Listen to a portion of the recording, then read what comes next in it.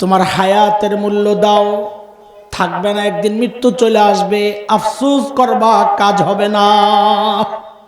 ওয়াশাবাবাকা ক্বাবলা হারামিক ওয়াসিহ্হাতাকা ক্বাবলা সাকামিক ওয়াগিনাকা ক্বাবলা ফাকরিক ওয়াফরাগাকা ক্বাবলা শুগলিক আও কামা ক্বালা আলাইহিস সালাতু ওয়াস সালাম।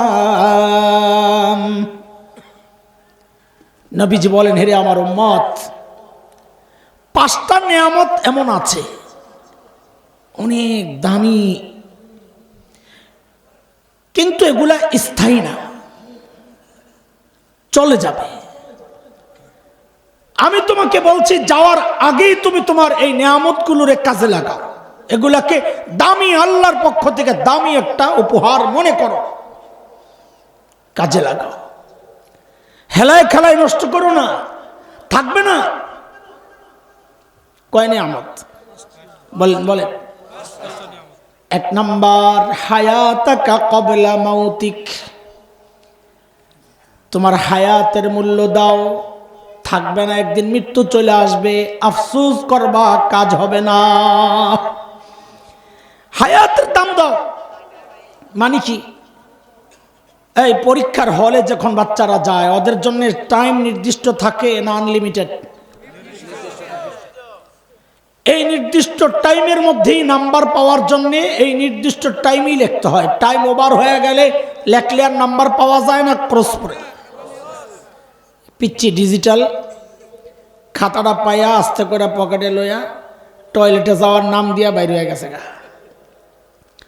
বাসায় যায়া, হলের বাহিরে যায়া বইটই দেখা প্রশ্ন সাজায়া একেবারে 100 অ্যান্সার করে বিকালে নিয়ে আসছে স্যারের কাছে, স্যার আমার খাতা। কিসের খাতা? আজকের পরীক্ষার খাতা। আপনারা বলেন তো, এই পিচ্চির নাম্বার খাইব না পিটুনি খাইব? নাম্বার পাবে না পিটুনি খাবে? কেন? হয়তো 100 অ্যান্সার করছে না। পরীক্ষার সিস্টেম হচ্ছে নির্দিষ্ট টাইমে হলের ভেতরে লিখতে হয়, টাইম শেষ, হলের বাইরে চলে গেছে, যাই লেখুক না কেন, যতই ভালো লেখুক না কেন, টাইম আউট হয়ে গেলে, হলের বাইরে চলে গেলে ওই লেখার কোনো মূল্য নাই। ঠিক আমার হায়াতটাও ওই রকম। যতদিন দুনিয়ায় আছি, আমি আমার পরীক্ষার হলের ভেতরে আছি। টাইম আমার হায়াত, লিখতে হইলে হলে লিখতে হবে, লিখতে হইলে হায়াতে লিখতে হবে। যাই করব, দুনিয়ায় সুবহানাল্লাহ পড়ব, জান্নাতে গাছ লাগবে, কিন্তু হায়াত শেষ। সারা দুনিয়ার মানুষ মিললেও আমার আমল নামায় একটা আমল ঢুকাইতে পারবে না। এই জন্য নবী বলেন, হায়াতাকা ক্বাবলা মাউতিক, জীবনের দাম দাও, সময়ের দাম দাও। ভাইও, এখন আমাদের সময় খেকো একটা মেশিন বেরিয়েছে, আমি এটার নাম দিছি সময় খোর। শব্দটা শুনতে অসুন্দর লাগে, কিন্তু এক চরম বাস্তব। সময় খোর একটা মেশিন বেরিয়েছে, সময় খোর। চিনেননি মেশিনটা কি? মাশাআল্লাহ, আপনারা যে আমার চেয়ে স্মার্ট, মারহাবা। এই আমার মতো এই লোক, আপনাদের মতো সাধারণ মানুষ, পীর সাহেব, মুরিদ সাহেব, ইমাম সাহেব, মুসল্লি সাহেব, বাবা, সন্তান, হায়, এমন কোন শ্রেণী নাই যার সময় এই মোবাইল খাচ্ছে না, চুইসা খায়া ফেলতেছে আমার সময়। ভাই, আমাদের বড়রা বলে, সময় নষ্ট করা এটা মৃত্যুর চেয়েও ভয়ঙ্কর। কেন? কারণ মৃত্যু আমাকে আমার আপনজন থেকে বিচ্ছিন্ন করবে, মৃত্যু আমাকে আমার দুনিয়া থেকে বিচ্ছিন্ন করবে, আর সময় নষ্ট আমাকে আমার রব থেকে বিচ্ছিন্ন করে দেয়, আমার জান্নাত বরবাদ করে দেয়। এই বিষয়ে কথা এতটুকুই থাক, পরের অংশটা বলি, দুইটাকে আবার একসাথে মিলাবো ইনশাআল্লাহ। নবীজি বলেছেন কয় নিয়ামতের মূল্য দেওয়ার জন্য? এক নাম্বার, আমার হায়াত, আমার জীবনের মূল্য দেওয়া। দুই নাম্বার, নবী বলেন শাবাবাকা ক্বাবলা হারামিক, যৌবনের মূল্য দাও বার্ধক্যের আগে আগে। যৌবন এখন আছে, তুমি তোমার পুঁজিকে সমৃদ্ধ করো। এরে আমার যুবক ভাই বন্ধুরা, যৌবনের শক্তি আছে, আমল করার ক্ষমতা আছে, করে নাও। একদিন আমল করতে মন চাইবে কিন্তু শরীর সায় দিবে না। ওই যে মসজিদে দেখো না লাইন ধরে পিছনে চেয়ার বসানো, যত দামি এলাকা মসজিদের চেয়ার তত বেশি, বুঝলেন? এলাকা যত দামি চেয়ারও ওখানে মানুষ বেশি রোগী। একটা উসিলা পাইছে আর কি, চেয়ারে বইয়া নামাজ পড়বো, সাপ সাপ। সকালে দৌড়ায় 5 কিলো, মসজিদে যায় নামাজ পড়ে চেয়ারে, এর নাম হইল মাজুর। কি মানে আমি দেখছি সকালে ব্যায়াম করে, বাজারে যায় সব করে, মসজিদ থেকে চেয়ারে নামাজ পড়ে হাঁটতে হাঁটতে রমনা পার্কে যায় দেখি ব্যায়াম করে। কিরে ভাই আপনি চেয়ারে নামাজ পড়লেন?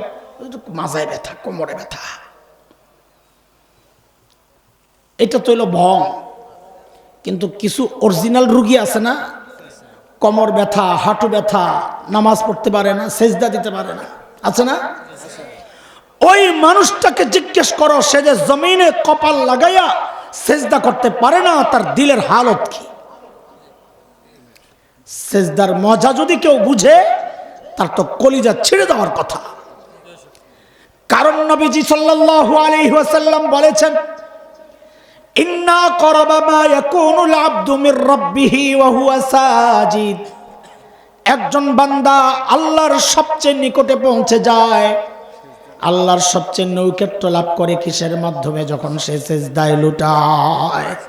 সেজদায় গেল মানে বান্দা আল্লাহর সবচেয়ে কাছে চলে গেল।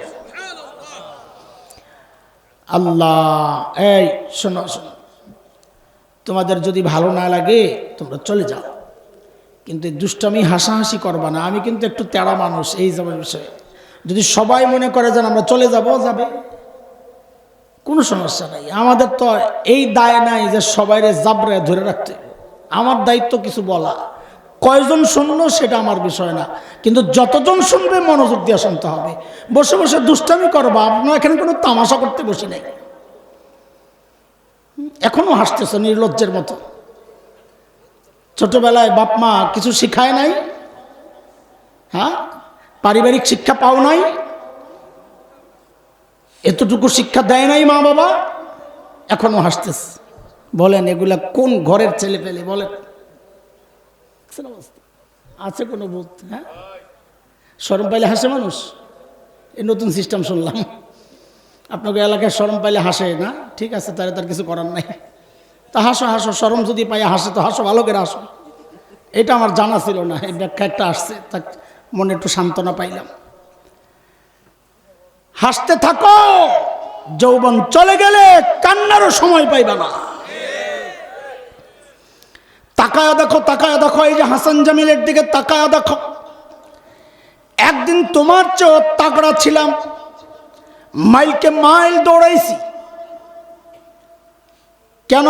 শরীরে শক্তি ছিল, কিন্তু এখন তো রাতে উঠতে চাই, মন তো চায়, কিন্তু শরীর তো সায় দেয় না।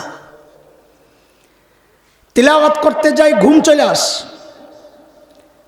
হারামে গেলে তফ করতে মন চায়, একবার কইরাই আর তো করতে পারি না, শরীর সায় দেয় না। অথচ হায়াতের এমন একটা সময়ও গেছে, প্রতি নামাজের পর তফ করতাম, একবার দুইবার না একাধিক তফ করতাম, তাও শরীরে কিচ্ছু মনে হইতো না। এই জন্য নবী বলেন, আরে যুবক, এই যৌবন কিন্তু থাকবে না, থাকতে থাকতে আবাদত করে নাও। একদিন তোমারও মন চাইবে, কিন্তু শরীর সায় দিবে না, কোমর সায় দিবে না। তখন কিন্তু আফসোস করবা, কিন্তু করার থাকবে না কিচ্ছু, করার থাকবে না কিচ্ছু। যা করার পুঁজি, যা বানানোর, এখনই বানায় নাও, এখনই বানায় নাও। বাবা, এই আমগরে দেখ, এই যে দেখ, দাড়ি সাদা, চুল সাদা। আয়নায় মাঝে মধ্যে যখন নিজের দেখি, কলিজা মোচড় দেয়, মাঝে মাঝে চিৎকার করে কানতে মনে চায়। কেন? যাহারে এই যৌবনের প্রায় 36-37টা বছর চলে গেছে বালেগ হওয়ার পর। এই লম্বা টাইমে আহারে প্রতিদিন যদি 2 রাকাত করে নফল নামাজ পড়তাম, আজকে আমল নামায় কতগুলো নফল জমা হইতো বলেন। হাই কি করলাম, হাই কই কই আড্ডা দিয়া সময় শেষ করলাম। প্রতিদিন যদি একবার করে ইস্তেগফার বাড়তি পড়তাম তো আজকে আমার আমল নামায় কতগুলো ইস্তেগফার জমা হইতো। ভাই একদিন এই আফসোস তো কেউ করতে হবে। যদি দিল ভালো থাকে, আর বেপরোয়া হইলে তো বুড়া হয়েও মানুষ গুনাহ করে, অর্থ কোনো হিসাব নাই। এই জন্য বলি রে যুবক, একদিন এইরকম বয়স তোমারও হবে। আল্লাহ যদি চান হয়তো মন চাইবে ইবাদত করার জন্যে, কিন্তু মন তো চাইবে, শরীর তো সাই দিবে না। এখনকার বাচ্চারা কি যে হয়েছে, আল্লাহরে তো সময় দেয় না। আরে পোড়া কপালগুলা মা বাবারেও সময় দেয় না, মা বাবার কাছেও যায় না। কি অবস্থা, কই কই ঘুরে, মা বাবারে বোঝা মনে করে, বন্ধুরে সঠিক মনে করে। এটা কিয়ামতের আলামত। মা বাবাকে বোঝা মনে করে।